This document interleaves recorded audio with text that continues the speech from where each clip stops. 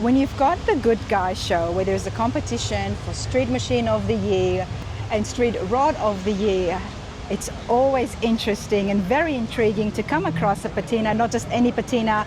I believe we've got a 55 Bel Air, belongs to Matt. Dude, how's it going? Good, how are you? I'm good, good to see you. Good to see you as well. I was telling Matt earlier that, you know, we always run into each other at the shows. Correct. I always say hello and stuff. And then I noticed on Instagram that you had purchased this and it caught my eye. It's pretty cool.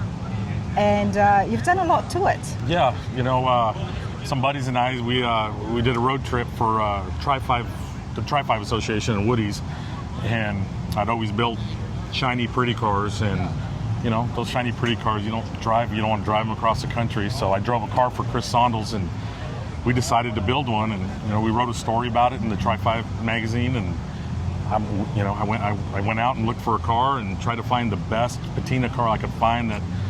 And one of the other aspects was we wanted to show that, you know, granted, there's some cars out here that are $1 million cars, $2-3 million cars, but you can also do it somewhat on a budget. So I love that. So we kind of said it was somewhat of a budget build. Okay. I had purchased a 57 Nomad out of a restoration shop, and all the running gear, like all the suspension and stuff, was under that car, so it was all free. I had bought the car, you know, it wasn't free, but I had bought those parts came off that car, and I was never going to use those parts on that car. So are you telling me that the frame underneath this is from a 57? All the suspension, not the frame itself. The frame is to this car. All right, let's turn this around. I love everything you have said so far, Matt. The fact that you were looking at a budget build, it's wonderful to see people build their dream cars. Correct. But not all of us can do that. Correct. So it's nice to give that, you know what, you can still get your dream, you right. can still be involved in this hobby right. without breaking the bank. Correct. So talk to me, like I said, I love the patina, so you were able to find a good patina. Where did you find the shell from? I found this car in Mojave, Arizona. Nice and dry. Yeah, it was. You know, and of all places, it was on Craigslist. It wasn't on Facebook. And you know, every morning, I'm an early guy, so I get up in the morning and I surf Facebook, Craigslist, just kind of looking for deals. It's just kind of what I do. And I found this car, and you know, I talked to the guy, and he, you know, started telling me about it, sending me pictures, and I just ended up buying the car. You know, when we brought it home, we realized how good it was. I mean, it was the sheet metal on the bottom. There's no rust. It had a pinhole in the driver floorboard, and you know, that's about all we fixed. The rockers were good? Everything's good. This car hasn't been touched. When the rocker panels are good, you know you've got a good patina. They're the first things that go. Right. We're going to take a moment before we get to the engine, because I'm loving what's going on there, but let's take a closer look at... Yeah, so this side, we had figured something had happened to it. It probably got repaired at some point, and you know, there's guys that can fix this and make it look patina, but everybody was like, no, just leave it. This, you know, everything has a story, and you know, we don't know what the story is to this. So what do you think that somebody was trying to fix? What? We don't know. So like the you know, the stains in the paint there, something obviously dripped there for a long time, and this car was in storage for 35 years. Oh wow. Yeah, so it was in indoor storage for 35 years-ish. That's what the gentleman told me. And when I got it home, it was in pieces. We brought it home in pieces, and it wasn't all there. It was probably 90%, but all the important stuff was there. That's what counts. That's that. But you know, I told my buddies, I'm a pretty shiny paint type of dude. You know, I can't do the old interior and stuff. So I said, okay, look here, I'm gonna make everything as pretty as I can, except for the outside paint. Well, on that note, let's start. That interior looks good, Matt, but hey, let's start on the engine bay. Yeah, so this engine, a funny story about the engine is I traded it for a hail job. I'm a PDR guy by trade, and I had a buddy that bought this. It was a 1,500 mile LT1 out of a two-wheel drive Silverado. Okay. And he needed his truck fixed, so we traded it.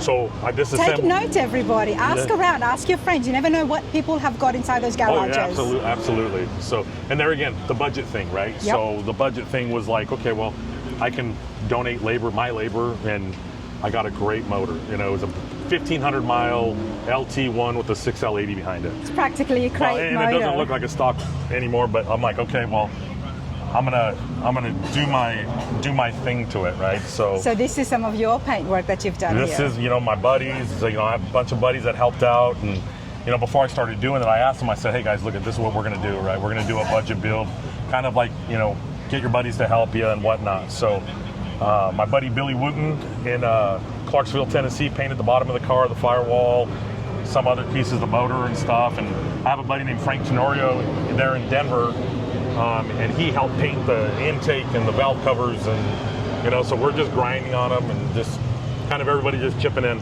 Love it. I've seen some amazing builds and amazing work just like this, and in the interior of just home builds, few friends getting together and putting it in.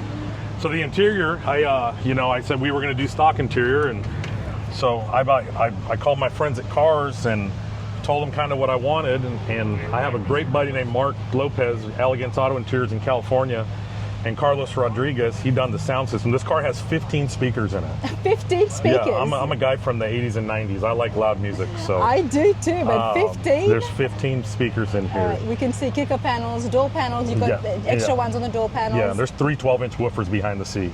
Okay, nice. But it looks very stock. This is very beautiful. Did you have to do some restoration on the dash, I'm guessing? Yes, we painted the dash, we painted everything else. The only thing we didn't paint was the outside of the car and the jams and stuff. It still has some of the oil stickers from way back when in the door. The frame was good. Did you have to put in new foam?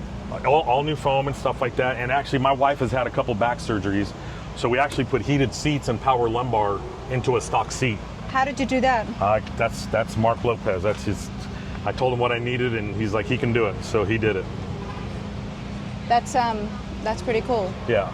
So the seat's nice and comfortable for her and for us to drive around in, and of course, you use this to drive around, which means that's why you do need to have an esky. Yeah, and I put a Yeti back here and put, I haven't got everybody's stickers and stuff who helped out and donated product and whatnot, but that's where it'll be. This is brand new, Matt, isn't it? This is brand new. It has 200 miles on it. 200 miles. Yeah, but it still has, this is the original rubber from 1955. Look at this stuff underneath this is all just stock from back in the day.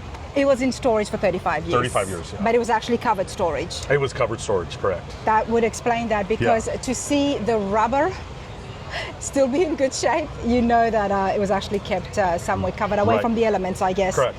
Hey, but Matt, this is super cool, man. Congratulations. Thank you.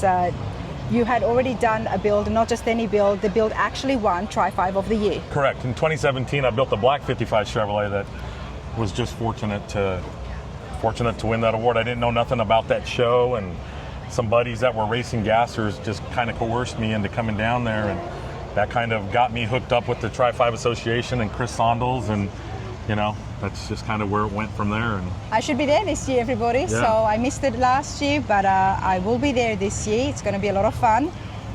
How do you know? Now, clearly, if you've done this at home, you don't have a hot rod shop. No. How do you know how to work on the cars? Well, we've always had my brothers, and we always had Chevelles in high school, Camaros, and we couldn't afford to send our cars to get them fixed someplace. And I'm not a mechanic by any means, but the design stuff and figuring out how to make them look cool, I think that might be more my side of it. And, dude, what's your day job? I do paintless dent removal. So paintless dent removal. Yeah. So explain to us about paintless dent removal, and how long have you been doing that for? Paintless dent removal. I've been doing paintless dent removal for 32 years.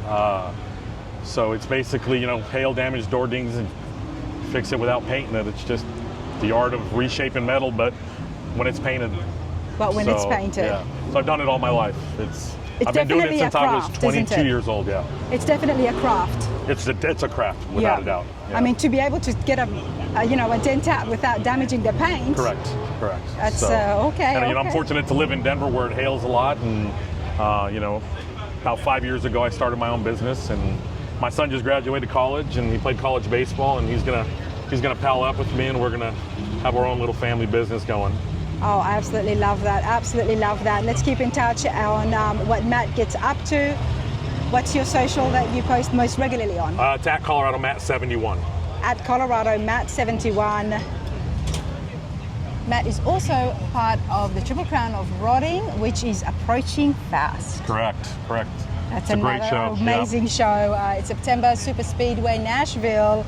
I know that Bobby and Gary put on an awesome show, so be sure to make your way down. I know I'm going to be there on Friday and Saturday. But Matt, I do appreciate this, and thanks for showing me. Thank you for having me. Absolutely.